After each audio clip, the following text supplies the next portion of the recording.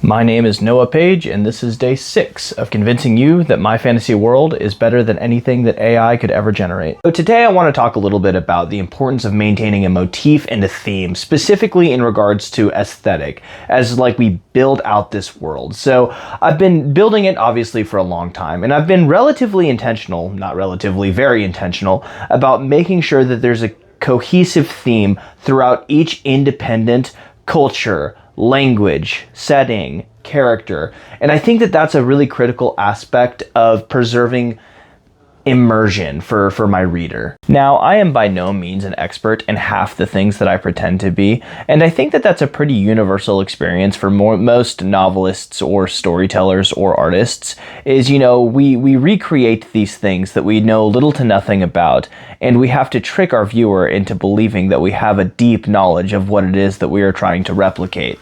And I have found that one of the best ways to do that is to establish visual consistency throughout the piece, and specifically in this case, throughout my world. So this is Fenlock, the capital city of Fenelore.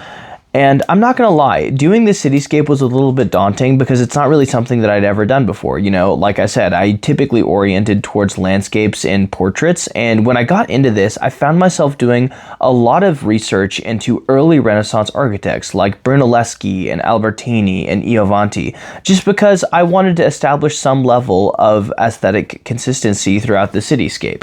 And hopefully that's present with the way that the spire stands outside of the geometry. It's supposed to look kind of ancient, more gothic, when juxtaposed to the city below it, I've kind of separated it off into rings and circles, and that's meant to represent the different times and eras of architecture as the city expanded on itself.